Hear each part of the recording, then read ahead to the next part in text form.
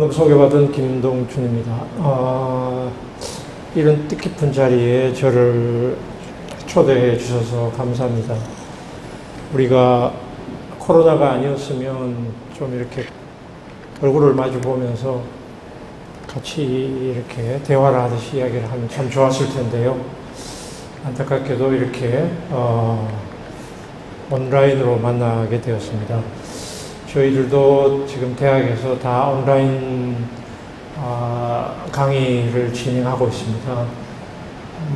그냥 일방적인 전달과 약간의 학생들의 질문 이런 건 가능한데 역시 얼굴을 마주하지 않고 줌으로 강의를 하니까 너무 힘들더라고요. 그러니까 혼자 무슨 독백하듯이 계속 이야기를 해야 되고 또 반응이 이렇게 곧바로 이렇게 왔다 갔다 대화가 안 되니까 학생들도 듣는 사람도 1시간 이상은 제가 집중도가 안 되는 것 같아요. 그래서 역시 빨리 이 코로나19 재난이 빨리 극복이 되어서 우리가 일상으로 돌아갔으면 하는 기대를 가지고 있습니다.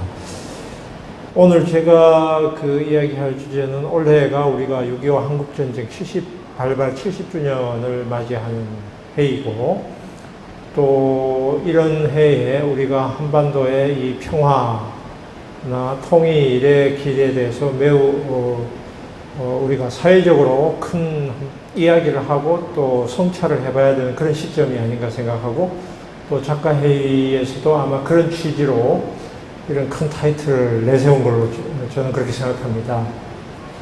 그래서 전쟁 발발 70주년을 맞이하는 오늘의 시점에서 우리 한반도는 지금 어떤 상황에 있고 또 한국전쟁을 어떻게 기억해야 되고 어떻게 나아가야 될 것인가 이런 점들에 대해서 제가 말씀을 드리고자 합니다.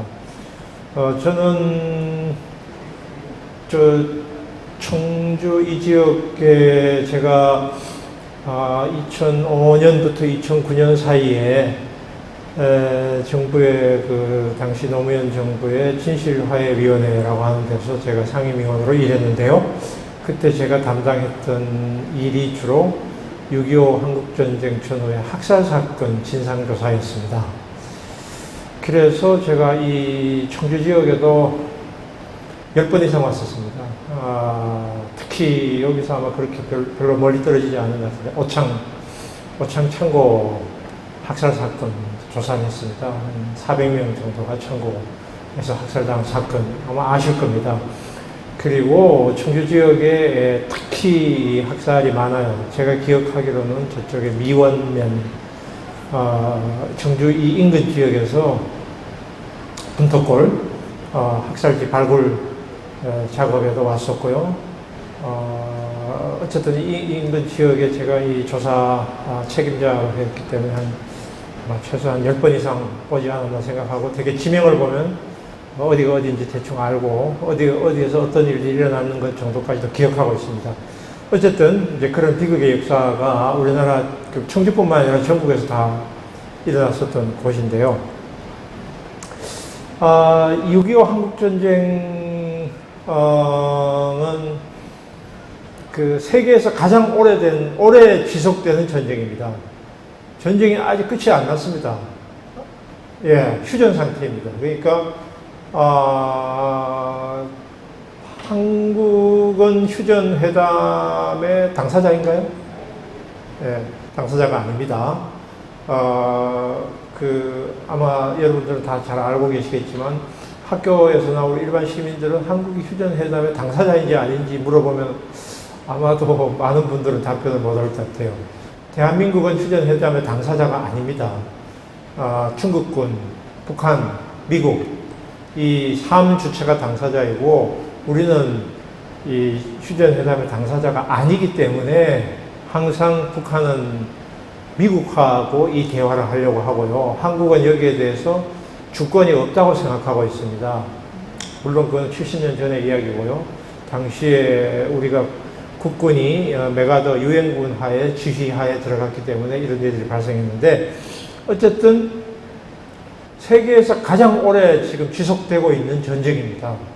이 전쟁 상태에 있습니다. 전쟁 상태에 있고 당장 내일이라도 다시 북한하고 전쟁에 돌입할 수도 있는 게 바로 지금 한반도 상황이고요. 그래서 이런 그 전쟁 상태인데 이 6.25 한국전쟁이 가지고 있는 또 하나의 특징은 이게 이제 분단이라고 하는 게 냉전 아닙니까? 결국은 전 세계적인 냉전인데 유럽에서는 냉전이 끝났습니다. 그렇죠? 예. 독일이 통일되고 그 다음에 구동구권 소련이 무너졌기 때문에 냉전이 끝났습니다. 아시아에서는 냉전이 끝나지 않았습니다. 그렇죠? 아시아에서 냉전이 끝나지 않았는데요. 그런데 문제는 아시아에서의 냉전은 한국전쟁하고 굉장히 깊은 관계가 있습니다. 즉, 한국전쟁, 6.25 전쟁은 남북한이 전투를 벌인 내전적인 성격도 있는데 미국하고 중국군이 개입을 했기 때문에 이거는 국제전입니다. 유엔이 참전을 했기 때문에. 그런데 한국전쟁이 가지고 있는 또 하나의 특징은 뭐냐면 이것이 식민지 체제하고 연관이 있다는 사실입니다. 즉, 한국전쟁은 단순히 이데올로기 전쟁이 아니라 2차 대전으로 인해서 끝나는 말하자면 탈식민, 식민지로부터 해방된 상황이 독립국가로 가야 되는데 한반도는 독립국가로 못 갔다는 것입니다. 그러면 여러분들께서는 아이고 이거 뭐야? 우리가 48년에 정부 수립해가지고 북한도 두 개의 국가가 돼가지고 88년에 유엔에 동시 가입해가지고 남북한은 두 개의 국가가 됐는데 무슨 소리냐? 라고 이야기를 하실 수가 있는데 아시는 것처럼 우리는 일본으로부터의 8.15가 냉정하게 말해서 해방이 아니었습니다. 9월 7일 날 미군이 주둔을 합니다. 그리고 38선 이북 지역에는 소련군이 주둔을 합니다. 즉 해방이 아니고 점령으로 연결이 되었습니다. 미소의 점령으로. 미소의 점령으로 연결되었기 때문에 통일된 자주 독립국가가 만들어지지 않았습니다. 예. 통일된 자주국가가 수립이 되지 않았기 때문에 6.25 전쟁이 발생한 겁니다. 6.25 전쟁은 북한이 침략을 해서 생긴 전쟁인 것은 틀림없으나 북한이 침략을 했던 중요한 명분은 이데올로기적인 이유가 아니라 민족적인 이유였습니다. 북한에서는 6.25 전쟁을 뭐라고 부르죠? 조국 해방 전쟁입니다. 누구로부터? 이북 사람들이 당시에 김일성 정권은 남한은 여전히 미국의 식민지고 일본의 식민지라고 봤습니다. 그러니까 이승만 정권은 분명히 한국 사람들이 세운 정권이긴 하나 유엔에 말하자면은 감시하에서 총선거가 이루어졌고 그 다음에 남한의 당시에 이승만 정부의 주요 구성인자들은 대부분 친일파였다고 이북 사람들은 그렇게 보고 있어요. 그리고 미군이 여전히 주둔하고 있었기 때문에 해방이 안 됐다. 이북 사람들이 이렇게 생각을 했어요. 그런데 마찬가지로 이승만 정부도 그렇게 생각을 했습니다. 이승만 정부도 이북은 38선 이북 지역은 소련군이 괴뢰 정부다 이게. 소련군이 만들어낸 정부이기 때문에 얘들은 독립국가가 아니다. 그러니까 할 수만 있다면 남한도 38선 이북으로 올라가가지고 점심은 평양에서 먹고 저녁은 신의주에서 압록강까지 간다. 이게 이승만의 계속 구호였습니다. 그러니까 북한의 김일성 정부나 남한의 이승만 정부 둘 다 무력 통일을 주장을 했던 것입니다. 그런데 남한에서는 왜 안 올라갔느냐? 38선 근처에서 계속 전투가 있었습니다. 6.25는 어느 날 갑자기 하늘에서 떡 떨어진 전쟁이 아니고 38선 근처에서 북한하고 남한이 수백 차례 교전이 있었습니다. 심지어는 38선 이북으로 올라가기도 했어요. 남쪽에서도. 이북에서도 남쪽으로 내려오기도 했습니다. 남한에서 올라가지 못한 이유는 미국이 못 올라가게 막았기 때문이죠. 북한은 군사적으로 당시에 남한보다가 압도적으로 우위에 있다고 생각해서 내려온 겁니다. 혼자 내려왔나요? 아니죠. 스탈린과 모택동의 배후에서의 묵인 하에서 내려온 겁니다. 예. 묵인 혹은 중국의 적극적인 지원 하에서 내려온 것입니다. 어쨌든 제가 그 이야기 하려고 하는 것은 6.25 전쟁은 식민지 체제가 제대로 청산되지 않은 것하고 관계가 있다. 식민지 체제가 청산되었으면 우리가 통일 독립국가를 만들어야 되는데 통일 독립국가가 안 된 분단 자체가 이미 식민지 체제의 연장 속에 있는 것이다. 어느 정도는. 그렇다고 우리가 완전히 지금 미국의 식민지라는 말은 아니에요. 그렇지만 전후 처리가 제대로 안 된 거다 하는 거예요. 전후 처리가. 2차 대전 전후 처리가 한국만 안 됐느냐? 안 된 데 많죠. 중국, 대만하고 본토하고가 분단이 되어 있죠. 또 베트남, 북베트남, 남베트남이 갈라졌습니다. 그러니까 동아시아에서는 식민지로부터의 해방이 제대로 이루어지지 않는 것하고 냉전이 연결되어 있습니다. 그래서 70년 동안 동아시아에서 전쟁이 계속되는 이유는 식민지 체제가 동아시아에서는 제대로 정리가 안 됐기 때문이고 이것이 미소의 패권하고 식민지 체제가 연결이 되었기 때문에 이런 것입니다. 그래서 실제로 냉전이라는 말은 한반도에 쓰기에는 적절한 용어가 아닙니다. 서양 사람들이 유럽을 대상으로 쓸 때는 냉전이라는 말이 맞습니다. 콜드워. 일종의 전쟁 준비 체제. 끊임없는 전쟁을 준비 체제이고 이 체제는 핵 시대입니다. 핵 시대에는 전쟁을 벌이면 다 죽어요. 그러니까 핵이라고 하는 것은 공격 무기가 아니라 대체로 방어용 무기입니다. 핵을 쓴 것은 미국이 히로시마와 나가사키에 쓴 거 딱 2번밖에 없고요. 그 이후엔 어느 나라도 핵을 사용하지 않았습니다. 왜냐하면 핵을 한번 썼다 그러면 끝나기 때문입니다. 핵을 사용하면 끝나기 때문에 핵은 그 상대방에 대해서 위협을 하면서 상대방에 대해서 자기를 지키려고 하는 방어용 무기의 성격이 있는데 그래서 냉전 시대는 핵 시대입니다. 핵 시대라고 하는 것은 전쟁을 끊임없이 계속 준비하고 부추기면서 패권 경쟁을 하는 시대라는 의미입니다. 그러니까 유럽에서는 냉전의 말이 맞는데요. 아시아에서는 냉전이라는 말이 맞지 않습니다. 왜? 우선 한국전쟁 3년. 이게 냉전입니까? 아니에요. 이거는 열전입니다. 열전도 정말로 치열한 열전인데 6.25 전쟁 3년 동안 남북한에서 군인과 민간인들이 몇 명이 죽었습니까? 정확한 통계가 없는데요. 300만에서 400만 정도입니다. 300만에서 400만 정도인데요. 당시 우리나라 남북한 다 포함해 전부 합쳐서 인구가 약 3천만 명이라고 한다면 전 인구의 10%가 죽은 전쟁입니다. 이런 전쟁을 열전이 아니면 뭐라고 열전이라고 그럽니까? 가장 치열한 전쟁이었습니다. 베트남 전쟁과 한국 전쟁은 자기 나라 사람의 인구가 10% 이상 죽은 20세기 최대 비극적인 전쟁입니다. 그런데 베트남 전쟁이 10몇 년이 지속이 됐고 6.25 전쟁이 3년이 지속이 됐는데 여기를 냉전이라고 부를 수 있나요? 아닙니다. 냉전이라는 말은 서양 사람들이 유럽을 향해 쓰는 용어인데 우리가 그걸 그냥 빌려다가 쓰고 있는 것입니다. 그러니까 냉정하게 말해서 동아시아의 역사는 유럽의 역사하고 다른데 우리는 유럽의 역사를 가지고 동아시아에 적용을 해왔다. 그래서 유럽에는 냉전이 끝났는데 동아시아에서는 냉전이 끝나지 않았어요. 그것도 바로 그런 이유예요. 동아시아 역사는 유럽의 역사하고 다르고요. 동아시아는 냉전이 끝나지 않았는데 곧바로 신냉전으로 다시 들어가고 있어요. 여러분 아시는 것처럼 중국과 미국의 패권 경쟁입니다. 물론 중국은 아직까지 미국하고 상대는 안 돼요. 그렇지만 새로운 패권 구도로 지금 접어들고 있어서 동아시아의 역사는 유럽의 역사하고 다르고 그래서 6.25 한국전쟁은 굉장히 복잡한 전쟁입니다. 우리가 알고 있는 것보다 굉장히 복잡하고 풀기가 굉장히 어려운 것입니다. 이 실타래처럼 얽혀있기 때문에. 그래서 전쟁을 이 20세기에 우리가 겪은 전쟁을 끝내는 문제는 남북한 당사자의 힘만으로 해결하기가 어려워요. 그러니까 휴전체제라는 것 자체가 아까 한국이 당사자가 아니라 그랬잖아요.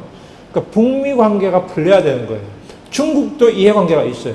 중국은 여기에 대해서는 약간 소극적이에요. 만약에 북한이 무너져가지고 미군이 다시 이북의 지역까지 주둔을 한다면 중국이 이 상태를 가만 방치하지 않을 겁니다. 사드 배치하는 것에 대해서 중국이 굉장히 극도로 민감하게 반응하는 게 바로 이런 이유 때문입니다. 그래서 한반도가 만약에 미군이 영향권 하에서 한반도가 들어갈 경우에는 중국이 이걸 가만 보지 않을 것이다. 그래서 패권국가의 양대 패권국가의 이해관계가 강력하게 얽혀있기 때문에 사실은 우리가 평화도 통일도 굉장히 어렵고 심지어는 종전선언도 굉장히 어렵게 바로 이 6.25 전쟁 문제입니다. 자, 어쨌든 20세기 전 세계에서 벌어진 전쟁 중에서 자기 나라 사람의 인구가 민간인, 군인 포함해서 300만 명 이상이 죽은 전쟁에 대해서 우리가 70전을 맞이했는데 어떻게 기억해야 되죠? 이북을 다시 통일을 해서 할 수 있다면 이북이 무너지면 제일 좋겠다라고 생각하는 분들이 많겠지만 이북이 쉽게 무너지지 않을 가능성이 많고 않을 가능성이 많은 것은 뒤에 중국이 버티고 있기 때문에 경제적으로 굉장히 공공해도 이북이 무너지지 않는 중요한 이유는 이북이 무너질 경우에는 중국의 이해관계에 결정적인 치명타가 되기 때문에 중국이 버텨주고 있는 측면이 있습니다. 그런 측면이 있어요. 그래서 70주년을 맞이했는데 우리는 북한이나 남한이나 이 문제에 대해서 민족적인 차원에서 냉철하게 우리가 왜 이렇게 우리가 미친 짓을 했던가 여기에 대한 성찰 이런 부분들을 가지고 우리가 대대적인 행사를 해도 모자랄 판에 70주년을 맞이하는 오늘날 지금 10월달 11월달이 다 됐는데요. 제가 연초부터 이렇게 보니까 정부 차원이든 민간 차원이든 이런 부분에 대해서 대대적인 어떤 그런 행사, 학술 행사든지 아니면 문화 행사든지 이런 부분들에 대해서 하는 것을 거의 찾아볼 수 없었습니다. 이거 정말 놀라운 일입니다. 이렇게 20세기의 최대 비극적인 일을 우리가 성찰을 해야 될 텐데 그 성찰을 한국 사람들이 하지 않는다는 것입니다. 이게 정말 이해되기가 참으로 어려운 일인데요. 그래서 저는 왜 이럴까? 왜 우리는 한반도에서 일어난 이런 전쟁에 대해서 우리가 스스로 여기에 대해서 되새김질을 하지 않는 것일까?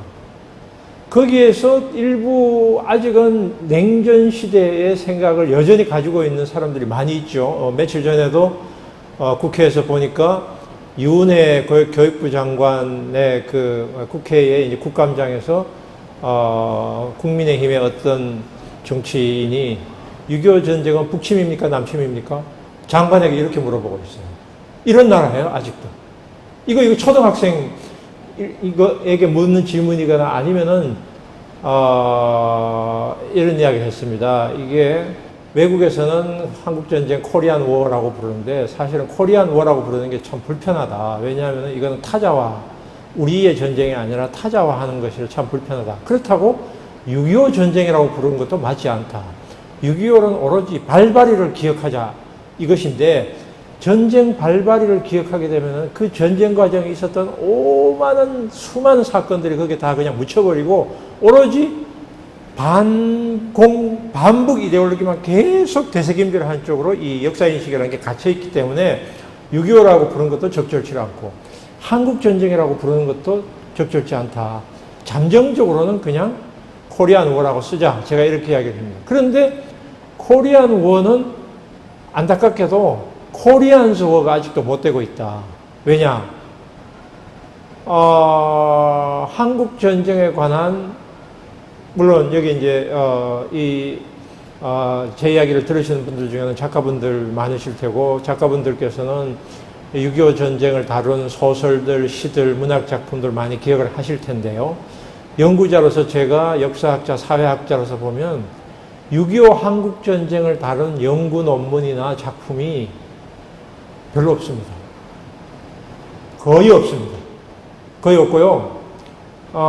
여러분들 아마 브루스 커밍스라는 사람 들어보셨을 건데요. 한국전쟁의 기원이라는 책을 쓴 브루스 커밍스의 한국전쟁의 기원이 1, 2권이 나왔는데 2권이 출간된 게 1990년입니다. 30년 전입니다. 아직도 한국어로 번역이 안 돼 있습니다. 한국어로 번역이 안 돼 있습니다. 한국전쟁, 6.25 전쟁에 대한 연구가 국내보다 국외에서 더 많습니다. 한국 사람들이 이 문제를 정면으로 보지 않으려고 합니다. 비극적인 기억이기 때문에 그럴 수 있습니다. 그러나 이 전쟁으로부터 최대 피해를 당한 사람들은 한국 사람들 아닙니까? 남북한? 그런데 왜 이렇게 우리는 이 문제에서 무관심한가? 왜 피하고 싶어 하는가? 너무 민감하기 때문에? 그것도 하나의 이유가 될 것입니다. 어쨌든 우리 사회가 아직도 냉전의 이 말하자면은 그늘 아래서 자유롭지 못하다. 이 문제에 대해서 함부로 이야기하는 것이 굉장히 조심스럽다. 그걸 제가 20년 전에 이야기했습니다. 20년이 지난 지금 얼마나 달라졌나요? 아까 제가 국회에서 그 윤회 장관에 대한 질문 이야기하지 않았습니까? 화해와 평화를 이야기하는 것도 참 부담스러운 일입니다. 아직도 그렇습니다. 평화를 이야기하면 이북하고 평화? 이북은 전쟁의 대상이야. 이북은 주자가 아니야? 이렇게 생각하는 목소리를 우리 사회에서 굉장히 강하게 있다는 이런 현실이 있습니다.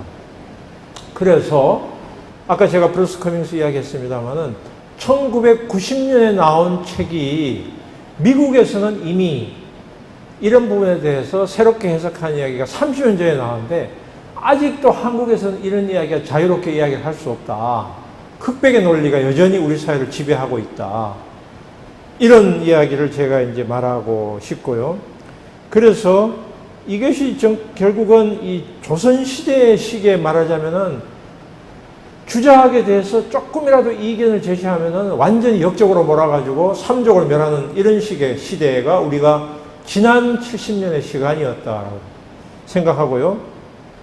그래서 객관적으로 본다면은 한국 전쟁이 아직도 현재 진행형이기 때문에 뭐 그럴 수 있다라고 하지만 우리 스스로 지금 민주화가 됐고 민주화가 된 지가 벌써 87년 이미 20년, 30년이 훨씬 지났는데도 여전히 우리 사회가 이런 이데올로기적인 감옥에 있다는 것은 참으로 안타까운 일이고 이것을 꼭 겪은 사람들이 기억하는 것이 아니라 그 후대 사람들이 이거는 새롭게 해석을 하고 앞으로 한반도의 평화를 위해서 우리가 어떤 일을 해야 될 것인가로 나아가야 되는데 그런 부분들이 참으로 안타깝게 우리 사회의 발목을 잡고 있다고 생각합니다. 어쨌든 자 이런 그 상황을 한반도의 상황을 돌파하기 위해서 우리가 잘 아는 것처럼 4.27 판문점 회담부터 그 다음에 트럼프 김정은 정상회담 하노이 싱가포르 회담 이 진행되어 왔습니다. 2년 동안 우리가 굉장히 감격을 했고요. 그 최근에 밝혀진 회고록 등에 의하면은 이 트럼프와 김정은의 말하자면은 싱가포르 하노이 회담을 가장 적극적으로 주선한 것은 문재인 대통령이었습니다. 그리고 물론 그 사이에서는 평창 동계올림픽부터 시작해서 이북의 김정은 말하자면은 국무위원장이 적극적인 제스처를 보였고 여기에 문재인 대통령이 화답을 했고 이렇게 돼서 2년 동안 왔는데 그래서 문재인 대통령이 가장 공을 들인 작업은 얼마 전에 유엔 총회 연설에서 이야기했듯이 종전선언입니다. 종전선언을 이끌어내기 위해서 그럼 종전선언의 당사자는 아까 이야기했잖아요. 누굽니까? 중국, 미국, 북한 3주체가 우리 한국전쟁 끝입니다. 끝이고 앞으로는 서로가 서로에 대해서 침략하지 않겠습니다. 라고 하는 것을 선언을 하는 것이기 때문에 종전선언 자체는 사실은 상징적인 효과밖에 없어요. 왜냐하면 휴전회담은 평화회담으로 바꿔야 됩니다. 그래서 평화선언을 해야 한국전쟁이 끝나는 것인데 종전선언은 그냥 선언이라도 해가지고 우리가 앞으로 서로 적대하지 말자. 이렇게 이제 하려고 문재인 대통령이 굉장히 밑에서 공을 많이 들였는데 결과적으로는 미국의 트럼프는 뭐 하노이 회담에서 혹시 종전선언이 나오지 않을까 우리가 약간 기대도 했지만 사실은 그게 헛된 기대였다는 사실이 드러났어요. 트럼프는 별 관심이 없었던 거죠. 트럼프는 자기 원래 이제 11월 다음 달이죠. 다음 달에 있을 재선에 관심이 있었고 거기서 일종의 깜짝 쇼 비슷하게 뭔가를 하고 싶은 그런 정치적인 그 관심밖에 없었다는 사실이 드러나서 어떻게 본다면 남북한이 약간 트럼프에게 이렇게 약간 노란한 느낌도 약간 있어요. 그래서 좀 기분이 나쁜데 그렇다고 해서 트럼프가 그러면 애초부터 종전선언에 100% 관심이 없었느냐? 꼭 그런 건 아닌 것 같아요. 예를 들면 트럼프라는 사람은 일종의 뭐라고 할까 아주 인종주의, 가부장주의 이런 그 건설업자 출신의 아주 천박한 이런 그 자본가인 사람인 것은 틀림없는데 미국의 주류 보수 세력하고는 약간 거리가 있는 사람이에요. 주류 보수 세력은 공화당, 민주당 할 것 없이 이 사람들은 미국의 월스트리트와 군산복합체 이해관계를 대변하는 사람들이 미국의 의회에 있는 공화당, 민주당 이 사람들이에요. 근데 공화당, 민주당 이 사람들은 한국전쟁을 끝내는 데 대해서 별 관심이 없을 뿐더러 한반도가 계속 긴장 상태로 유지되는 게 자기들에게 이득이 됩니다. 그렇죠? 그러니까 뭐 예를 들면 우선 우리가 미국의 무기를 1년에 뭐 10조 이상을 구입을 한다고 하면 한국은 일종의 꿀단지죠. 남북한이 긴장 상태에 있는 것이 미국으로서는 도움이 되기 때문에 사실은 이북이 핵 개발하는 것을 냉정하게 말하면 약간 묵인하는 측면도 있는 거죠. 핵 개발하는 것을 모른 채 하고 있으면서 이제 이북이 핵 개발하는 것을 그걸 명분으로 삼아서 계속 남북이 긴장 상태를 유지하는 것이 그 사람들의 이해관계에 부합합니다. 그렇게 본다면 트럼프가 설사 종전선언을 할 의지가 있었다고 하더라도 공화당이나 민주당, 특히 공화당 사람들을 설득하는 것은 쉬운 일은 아니에요. 쉬운 일은 아닙니다. 그러나 어쨌든 미국도 대통령제 국가이기 때문에 대통령의 이니셔티브가 중요하니까 정말로 트럼프가 그런 의지가 있다면 얼마 전에도 뭐 볼턴이라는 사람이 회고록에 보면 주한미군 철수할 수도 있다. 미군이 지금 외국에 지금 싱가포르 때도 그런 이야기 했습니다. 한미 군사 관련 돈 너무 많이 든다. 네. 미국이 지금 자기가 내 거가 석자고 경제적으로 굉장히 어렵기 때문에 도대체 여기에 우리가 주한미군 주둔시킬 필요가 있나? 일본만 있으면 됐지? 이거예요. 미국의 이해관계는 분명히 중국 견제는 맞는데 중국의 무역 보복이라든지 그 다음에 반도체 화웨이 보복 이런 것이 미국이 지금 강력하게 걸면서 중국을 굴복시키려고 하고 있고 중국을 굴복시키려고 하는데 가장 중요한 파트너는 한국이 아니라 일본입니다. 그죠? 이게 한국이 아니라 일본이고 이것은 지난 100년 동안 미국의 정책이 한 번도 바뀐 적이 없습니다. 한국 사람들은 혈맹이라고 한미동맹이라고 짝사랑을 하지만 혈맹은 사실상 일본입니다. 미국의 입장에서는. 일본은 한국보다가 경제 규모가 훨씬 큰 나라이고 동아시아에서의 훨씬 더 강력한 영향력을 미친 나라이기 때문에 일본과 오키나와를 지키는 것은 미국의 결정적인 이해관계에 있지만 한반도에 대해서는 이럴 수도 있고 저럴 수도 있고 그래서 6.25 전쟁 때도 에치슨 라인이라고 하는 걸 해가지고 이북이 내려오게 된 거 아닙니까? 그래서 그 전에 김대중 대통령 어떤 이야기까지 했냐면은 미국이 에치슨 라인이 아니라 남한을 방어하겠다는 의지만 표명을 했어도 이북이 안 내려왔다. 그런데 미국은 그 의지를 표명하지 않았기 때문에 김일성이 오판한 것이다. 이걸 이제 김대중 대통령이 그런 이야기를 했습니다. 근데 6.25 전쟁 시기나 카츠라 테프트 그 협약 시기나 지금 시기나 미국의 이해관계는 언제나 일본이에요. 언제나 일본입니다. 한반도는 부차적인 관심입니다. 왜냐하면 일본이 있으면은 중국을 견제할 수 있기 때문에 한국은 뭐 북한에 비해서 정확하지는 않지만 40배 국방비를 지출하는 나라인데 전쟁이 벌어지면은 초반기에는 만약에 이북이 뭐 핵을 쓴다고 하면 정말 처참한 결과가 나올 테고 핵을 쓰지 않는다고 하더라도 미사일을 쓴다고 하면 초반기에는 아마 이북이 우세를 하게 되겠지만 40배의 군사력 국방비를 적어도 수십 년간 지출한 나라가 이북에게 군사적으로 밀린다면은 한국의 국방부나 군부는 다 사퇴해야 됩니다. 이 사람들 어쩌면 감옥 가야 됩니다. 이 말이 안 되는 상황이죠. 그래서 남북한의 군비 경쟁이나 이 체제는 이북이 핵을 제외하고서는 이거는 뭐 그 한반도의 관계에는 이북이 우위에 있다라고 하는 것은 이건 좀 어처구니 없는 일종의 그 분단을 유지하기 위한 명분에 불과한 것이라고 저는 생각을 합니다. 어쨌든 그래서 종전선언을 이끌어내기 위해서 문재인 대통령이 굉장히 많은 노력을 했지만 안타깝게도 2년이 지난 지금의 우리는 종전선언을 이끌어내고 있지 못했습니다. 그리고 남북한의 이 말하자면은 개성공단에 있는 연락사무소를 김정은이 폭파했지 않습니까? 그리고 개성공단이 재개가 되지도 않았고요. 금강산 관광도 재개되지 않았습니다. 근데 며칠 전에 이제 김정은 국무위원장의 그 발언은 굉장히 유화적인 것이었죠. 그러니까 우리는 적극적인 대화를 원하고 있다. 그리고 미국과의 대화도 원하고 있다. 이런 제스처를 지금 표시를 했고, 남한에 대해서 한편으로는 굉장히 불편한 심기. 왜 당신들은 미국 따라만 하냐? 미국이 시키는 데만 따라하지 말고 당신들이 좀 이니셔티브를 발휘해봐라. 개성공단 좀 과감하게 열어라. 미국이 못하게 한다고 그렇게 너희들은 미국 눈치만 보냐? 이게 이제 김정은이 가지고 있는 남한에 대한 불편한 심기인데, 문재인 대통령의 입장에서는 그렇다고 해서 정치가이고 민주당의 입장에서는 사실은 국내에 보수 세력의 힘이 굉장히 막강하다는 걸 알고 있기 때문에 이 사람들의 강력한 반대에 부딪힐 걸 예상하면서 모험을 하기도 어려운 문재인 대통령의 딜레마도 있는 것입니다. 그런 측면이 있죠. 그리고 미군 철수 문제 같은 경우도 미군 철수에도 우리가 우리 스스로 방해할 수 있어 라고 말할 수도 있지만, 경제적인 측면에서 본다면은 미군이 철수했을 경우에 한반도에 불안이 고조가 되면은 주식시장이 깔아앉게 되고 우리나라 기업들이 수출에 문제가 생길 수도 있기 때문에 대통령의 입장에서는 사실은 경제적인 걸 고려해서라도 함부로 판단하고 결정을 내릴 수 없는 것도 사실입니다.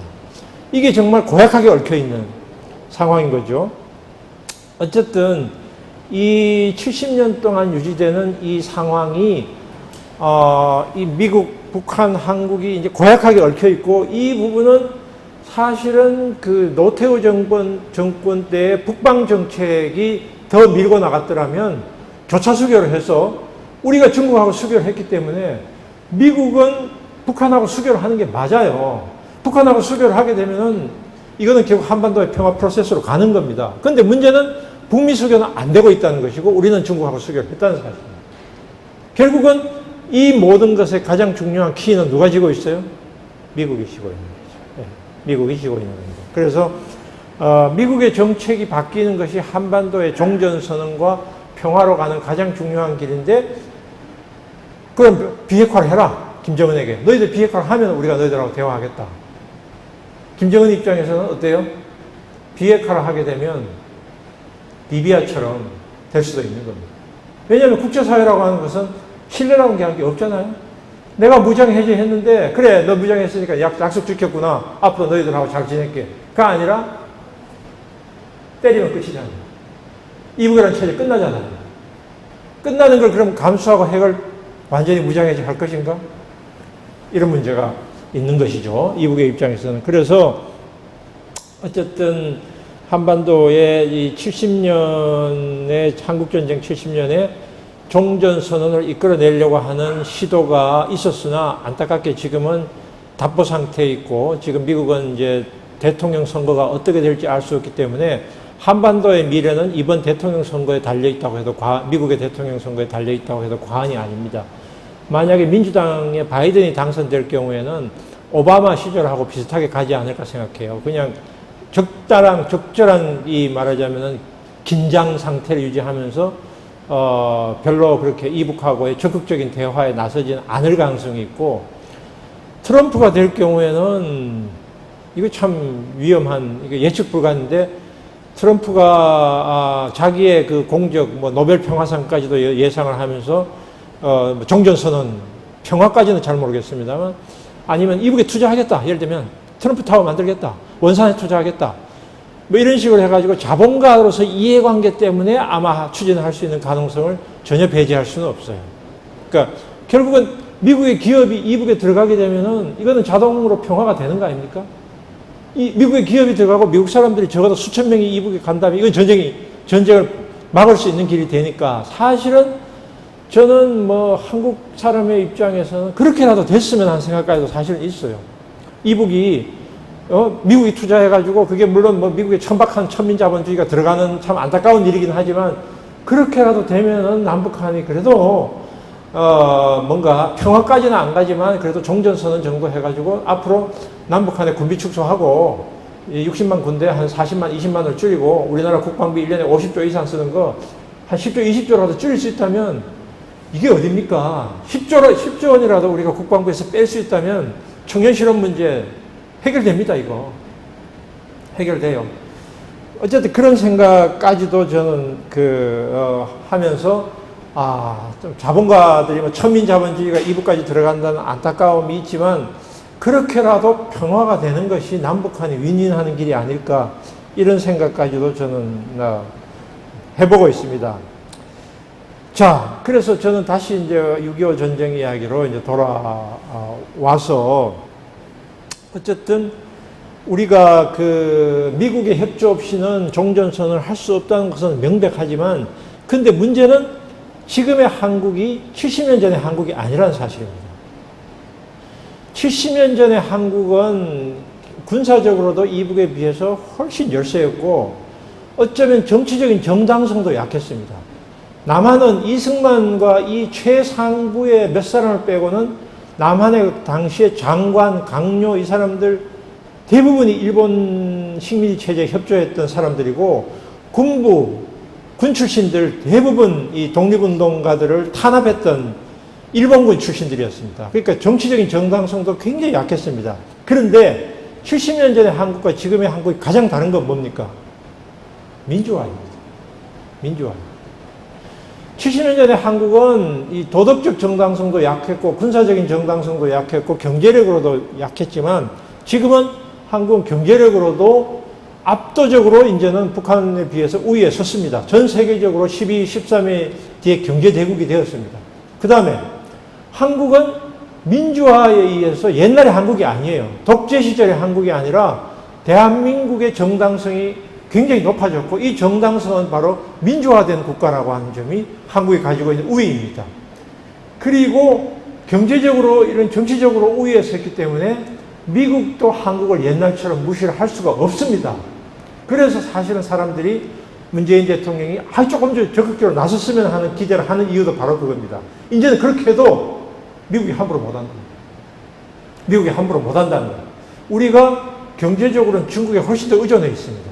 그런데 우리 보고 중국하고 대립을 하라고요? 이건 말이 안 되는 이야기입니다. 우린 중국하고 대립할 수 없습니다. 경제적으로 중국의 60% 이상이 수출이 중국하고 연결이 되어 있는데 어떻게 중국하고 척을 집니까? 예. 그렇기 때문에 우리는 어쨌든 미소의 미국과 중국 사이에서 줄다리기를 할 수밖에 없어요. 줄다리기를 한다는 말은 일종의 등거리. 미국하고도 친해야 되고 중국하고도 친해야 되고, 이게 한국의 어쩔 수 없는 선택이고, 이 점에서는 사실은 일본도 마찬가지입니다. 스가라고 하는 최근에 총리가 된 사람도 일본도 중국하고 싸울 수 없다. 중국하고도 친해야 되고 미국하고 친해야 된다. 한국하고 일본은 사실은 같은 처지예요. 그래서 저는 문재인 대통령이 이니셔티브를 발휘할 수 있다면 바로 일본하고의 관계를 더 정상화시키는 것이 문재인 정부의 최대 과제다. 왜냐하면 이거는 문재인 정부가 이니셔티브를 가질 수 있는 것이기 때문에. 물론 여기서는 배후에 미국이 있죠. 미국이 이제 한일 관계가 어떻게 되는 거에 대해서 계속 개입을 합니다. 그렇지만 어쨌든 한일 관계가 정상화되면 이거는 누이 좋고 매우 좋은 거다. 그런데 일본에 있는 극우 세력들은 북한 때리기를 해가지고 이 사람들이 권력을 가지고 있단 말이에요. 남북 관계가 좋아지게 되고 하게 되면 일본의 극우 세력의 힘이 약화가 돼요. 그렇게 되고 그 다음에 일본 사회가 민주화가 됩니다. 그리고 남한하고 일본이 관계가 좋아지면 서로가 윈윈을 할 수가 있어요. 근데 남한하고 일본이 사이를 계속 틀어지게 만든 것은 사실은 미국이죠. 자, 뭐 어쨌든 이런 상황 속에서 저는 이제 6.25 한국 전쟁을 끝내기 위해서 한국 정부가 할 수 있는 일이 있다. 한국 정부가 할 수 있는 일은 우선 일본과의 관계 문제가 있고요. 두 번째는 한국 사회의 민주화를 조금 더 진척시키는 일이다. 한국 사회에서 민주화를 진척시키는 일은 한국에서 극우 보수 세력의 입지를 더 약화시키는 거다. 근데 지금 이제 박근혜 대통령의 박근혜 정부의 이제 실책으로 인해서 한국의 이 극우 보수 세력은 힘이 엄청나게 약화되어 있습니다. 엄청나게 약화되어 있고 지금 민주당이 제일 회피한 게 뭐예요? 야당복이 있다는 거 아닙니까? 야당복이 있는데 야당복이 있기 때문에 이 사람들이 당분간 국민들에게 이 정당성을 얻기가 굉장히 어렵게 되어 있다는 게 현재 야당입니다.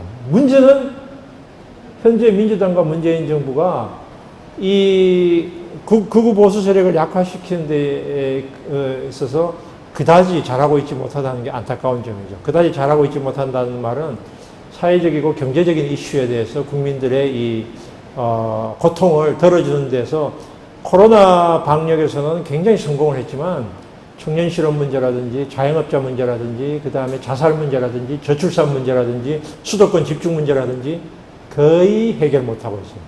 이게 가장 안타까운 점입니다. 이게 거의 해결을 못하고 있는 이 문재인 정부의 한계가 이 극우 보수 세력들의 입지를 계속 키워주고 있는 이런 현실이 이제 저희들로서는 안타깝고, 그래서 6.25 전쟁을 끝내는 일은 우리 내부에 있다. 사실은 내부에서 극우 보수 세력의 입지를 약화시키면서 양심적이고 상식적으로 이 문제를 접근하는 사람들에게 바로 종전선언의 의미를 조금 더 강하게 설득을 하는 그런 일이 될 것이다. 저는 그렇게 봅니다. 그리고 그 점에서 저는 이제 아까 제가 이 이야기 처음에 이야기했던 6.25 전쟁에서 가장 아픈 부분이 뭐냐? 민간인 학살 문제입니다. 우리 사회에서 가장 아픈 부분이고, 여러 번 저도 이제 그런 활동을 했습니다만은 언론에도 보도가 되었고 많은 사람들을 알고 있고, 피해자들이 옛날처럼 빨갱이 가족의 누명으로부터 고통받고 있지 않는 건 사실이지만 아직도 우리 사회에서 이 문제는 공개적으로 이야기하기가 상당히 부담스러운 주제입니다. 보도연맹 피학살자들 같은 경우도 마찬가지고요. 그래서 국군에 의한 피해, 국군과 경찰에 의해서 전쟁이 아닌 상태에서, 즉 이북과 전투 중이 아닌 상태에서 피학살된 사람들의 문제, 그 다음에 6.25 전쟁 때 피학살뿐만 아니라 국민방위군 사건 같은 경우로 징집되었다가 죽은 약 10만 명 가까운 청년들의 문제, 그 다음에 아직 우리 사회에서 본격적으로 이야기되고 있지 않지만 수없이 많은 성폭력, 여성들에 대해서 가해졌던 전쟁기의 성폭력 문제, 그 다음에 당시에 우익이나 군 경찰이 좌익 가족들이나 이 사람들에게 가해졌던 각종 폭력, 학살뿐만 아니라 재산 탈취, 그 이후에 이 가족들이 살았던 연좌제 피해, 아마도 여기 계신 여러분들 중에 가족 중에도 조금만 넓히면 누군가 한 사람은 반드시 피해자가 있을 겁니다. 이런 문제를 통해서 우리 한국 사회의 통합성을 높여나가는 것이다. 이 통합성을 높여나가는 것이 북한에 대해서도 우리가 훨씬 더 도덕적 정당성을 가지고 우리가 잘못한 것을 이제 정리한다. 이 문제입니다. 그래서 6.25 전쟁의 상처를 넘어서서 화해와 이 남남 화해입니다. 남북 화해가 아니고요. 남남 화해를 추구하면서 남북 화해를 같이 가는 것이 문재인 정부가 할 수 있는 가장 확실한 종전 프로세스입니다. 종전 프로세스. 이제 끝내자, 이거 우리가 전쟁으로 인해서 발생했던 모든 문제를 이제 정리한다. 전쟁의 기억을 6.25의 북한의 침략으로만 기억하지 말자. 이것은 북한이 침략한 건 사실이나 우리 모두가 정말 어리석은 짓이었다. 이게 미친 짓이었다. 이거를 서로가 인정하자. 인정하고 기억을 서울에 가시면 여러분들 용산에 전쟁 기념관이 있습니다. 이 전쟁 기념관이 웬 말입니까? 이거는 평화기념관으로 바꿔야 됩니다. 평화기념관, 평화박물관으로 바꾸고 전쟁의 상처를 그냥 보듬고 넘어가는, 용산에 있는 뿐만 아니라 제주 4.3뿐만, 그리고 여기 청주에서는 가까이 있지만 6.25 전쟁기 최대 비극적인 현장 대전 남월동, 대전 거기에 적어도 3,000명에서 7,000명이 학살당한 좌우 양측에 있어.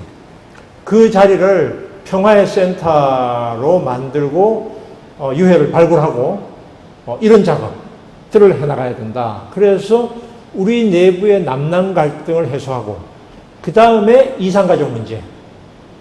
이산가족 문제에서 결국은 이제 살아있는 거의 몇 분 없죠. 이제 1세대는 80대 말 90대 초가 될 텐데, 이분들이 돌아가시기 전에 수시로 만날 수 있게, 판문점에서 만날 수 있고 서신교환할 수 있게 한다. 월남자뿐만 아니라 월북자까지도 포함. 예, 그렇게 해서 한다. 이런 작업들, 이런 화해 작업들. 그리고 조금 더 담대하게 개성공단 문제, 그 다음에 금강산 문제 재개하고 DMZ를 평화의 하나의 센터로 만들어가지고 DMZ 평화공원 작업들, 이런 작업 추진하고, 이런 작업을 하는 것이 남한 정부로서 할 수 있는 일들입니다. 마음만 먹으면은 적극적으로 마음 먹으면 할 수 있는 일인데, 이런 부분들을 해 나가는 것이 한국 전쟁을 끝내는 일이다. 저는 그렇게 생각하고요. 그래서 올해가 지금 한 해가 다 가면서 정부에서 이런 작업에 대해서 제대로 추진하지 않는 것이 저는 연구자의 한 사람으로서 굉장히 안타깝게 생각하고요. 그리고 이 현재 문재인 정부나 민주당이 이런 부분에 대해서는 말로만 평화를 할 것이 아니라 조금 더 구체적인 이런 작업들을, 국내에서 할 수 있는 작업들을 했으면 하고, 그래서 이런 걸 위해서 이제 국민들에게도 새로운 역사 교육이나 역사 인식을 가질 수 있도록 6.25 전쟁에 대해서도 조금 더 학교 교육이라든지 시민 교육에서 이거를 조금 더 우리가 그 전쟁의 상처, 전쟁의 여러 가지 측면들을 국민들이 조금 더 알 수 있도록 이런 작업을 했으면 하는 생각이에요. 그래서 연구자로서 저는 이런 작업이 너무나 없는 것이 안타깝고, 제가 이제 올해 70년이 됐는데 70년을 맞이하는 이런 국내외에서 어떤 그 작업들이 이루어졌는가 보니까, 미국에서는 노근리 사건을 취재했던 찰스 헨리라고 하는 기자가 있습니다. AP통신에. 이 사람이 책을 냈더라고요. 근데 한국의 언론인들 중에서는 6.25 전쟁 관련해서 책을 낸 사람이 없습니다. 그 다음에 학자들도 낸 게 없고요. 소설은 잘 모르겠습니다. 소설이나 문학 작품에서 6.25 전쟁을 반추하는 이런 작품이 원래 나왔는지 안 나왔는지 제가 알 수가 없습니다.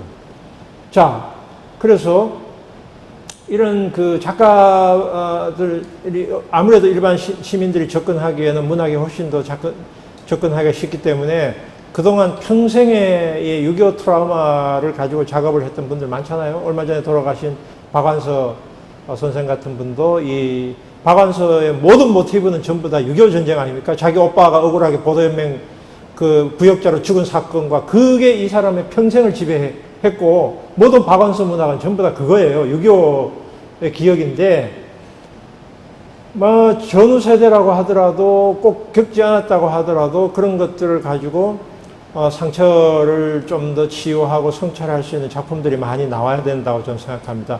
소재는 엄청나게 많습니다. 심지어는 제가 진실하위원회 2005년에 그만두면서 대학으로 복귀하기 전에 하도 답답해가지고 제 친구, 문학평론하는 친구가 있습니다. 그 친구에게 젊은 작가들 좀 불러다오. 그럼 내가 소재를 주겠다. 그래가지고 젊은 작가들 한 5사람하고 한번 만난 적도 있어요. 여러분들이 알만한 사람들이에요. 소재는 엄청나게 많다. 소재는 엄청나게 많으니까 소재를 줄 테니까 작품 좀 써라. 그렇게 이야기한 적도 있었어요. 그래서 스토리들이 너무너무 많은 스토리들이 있어요. 그 스토리들이 제대로 문학으로 형상화가 안 되고 있어요. 그런 부분들이 제가 이렇게 그 조사를 하면서 연구자로서 느끼는 안타까움이에요. 그래서 제가 전쟁과 사회라는 책을 쓰고 나서도 제가 이런 작가들이나 이런 사람들이 이런 걸 하면 참 내가 뭔가를 도와줄 수 있을 텐데 이런 생각을 했는데, 마침 그때 이제 강재규 감독이 이제 하고 연락이 돼가지고, 여러분 태극기 날리며라는 영화 아실 거예요. 태극기 날리며에 처음으로 보도연맹 사건이 거기 끼어 들어갔죠. 그래서 제가 시나리오 작업할 때 이제 그 자문을 했었는데요. 강재규 씨가 이제 어쨌든 그래서 그런 작업들이 좀 문학이 이루어져야 그 다음에 콘텐츠가 있어야 영화도 만들고 다큐도 만들고 하지 않습니까? 그러니까 이런 작업들이 우리가 문인들이나 연구자들이 이런 작업을 너무 못하고 있다는 것은 부끄러운 일입니다.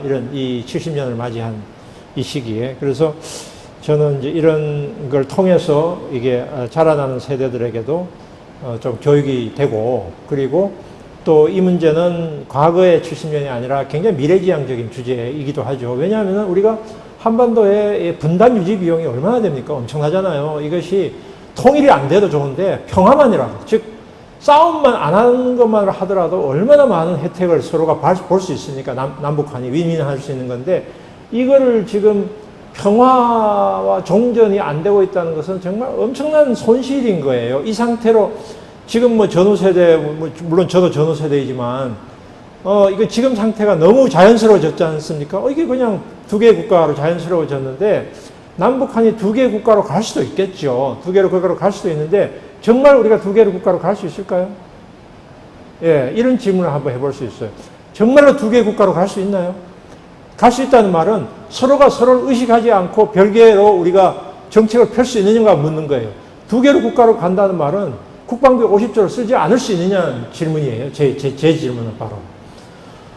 그래서 두 개의 국가로 갈 수 없다면 결국 평화로 가야 되는 것은 맞고, 그게 결국은 젊은 세대들에게도 희망을 주는 일이기 때문에 이게 정치적인 문제가 아니라 경제적인 문제라는 겁니다. 지금 청년 실업 문제하고 연결되어 있는. 그래서 그런 20세기에 우리가 한반도가 새로운 도약을 할 수 있는 그 결정적인 이 문턱을 우리가 못 넘고 있는데, 경제적으로 코로나 이런 문제에 대해서 한국이 여러 가지로 굉장히 많은 칭찬을 듣고 있긴 하나, 이 문턱을 못 넘고 있기 때문에 이 평화, 종전 평화라고 하는 문턱을 못 넘고 있어가지고 여전히 이 발목이 잡혀 있는 것이 우리로서는 가장 안타까운 현실이 아닌가, 이런 생각이 들어서, 대대적인 70년의 어쨌든 민족적 반성이라고 할까, 혹은 국민적 반성이라고 할까, 이런 부분들이 이루어져서 우리가 이 분단으로 인해서 만들어졌던 잘못된 세계관, 그러니까 잘못됐다는 말은 우리가 저는 북맹이라는 말도 많이 쓰잖아요. 북맹? 이북을 잘 모릅니다. 이북이 무너지지 않는 중요한 이유는 중국이 있기 때문이라고 제가 이야기했는데, 더 큰 이유는 6.25 한국전쟁을 겪었기 때문에 안 무너지는 거예요. 이거 잘 모릅니다, 사람들이. 이북이라는 게 어떤 나라인지. 그냥 이북은 단순한 사회주의 아니에요. 세습체제 문제가 많죠. 세습이 왜 정당화됩니까? 마찬가지예요. 남한? 제가 신문에도 그런 칼럼 비슷하게 썼는데, 남한에서 이북을 제일 많이 비판하는 사람들이 이북하고 가장 닮은 집단이라고. 세습, 재벌, 언론, 사학. 재벌, 언론, 사학. 가장 강력한 이북 비판 세력인데, 이북하고 가장 닮은 세력입니다. 세습 체제입니다. 세습 체제입니다. 남한의 세습과 이북의 세습은 서로 쌍둥이와 같은 거예요. 그러니까 결국은 6.25 한국전쟁이 남북한 양쪽을 굉장히 뒤틀리게 만들었던 것이죠. 물론 뭐 남한이 여기에서 미국의 영향하에 있었기 때문에 지금까지 경제 성장을 했고 지금처럼 잘 살게 된 것도 물론 우리가 적극적으로 인정할 수 있는 부분이 있다고 생각합니다. 어쨌든 저는 이 북맹, 북한을 잘 보지 못하는 것은 분단이 만들어낸 사시, 잘못된 인식, 미국을 잘 보지 못하는 것도 마찬가지입니다. 제가 옛날에 그 미국에 대한 책도 썼는데 그것도 하도 답답했었습니다. 한국에서 미국에 대한 책이 거의 없습니다. 미국에 대한 책이. 미국이 어떤 나라인지에 대한 책이 별로 없습니다. 즉 미국도 모르고 북한도 모르는 거예요. 왜? 이 전쟁 70년이 한국 사람들을 그 사고의 틀을 굉장히 좁혀 놓았기 때문입니다. 그래서 이 사고의 틀을 확장을 해서 섬나라인 남한이 대륙으로 연결될 수 있는 나라로서 돼야 우리가 중국, 일본, 러시아, 미국, 그 다음에 저 남쪽에 있는 인도네시아까지를 볼 수 있는 전체적인 시야를 얻게 될 것입니다. 여러분들 하노이 회담 때 김정은이 기차 타고 하노이 간 거 보고 약간 충격 안 받으셨어요? 아, 우리가 기차 타고 베트남 갈 수 있구나. 이거잖아요. 기차 타고 베트남 갈 수 있구나. 기차 타고 베를린까지 송기정 씨가 36년에 갔잖아요. 그러니까 우리의 세계를 완전히 확 한번 뒤집어 놓을 수 있는 이런 것은 바로 전쟁이 끝내는 일하고 깊은 관계가 있기 때문에 어떻게 하든지 우리가 전쟁을 끝내는 일에 모든 우리가 좀 생각이 있는 많은 분들이, 그리고 작가신 여러분들께서 많이 관심을 가져주시고 작품을 써주시고 교육에 나서주시면 앞으로 우리 사회가 이 코로나의 성공을 발판으로 해서 조금 더 질적인 비약이 가능하지 않을까, 이런 기대를 하면서 미흡하지만 저의 70주년을 맞이하는 한국전쟁 70주년을 맞이하는 이야기를 이것으로 마무리하겠습니다. 감사합니다.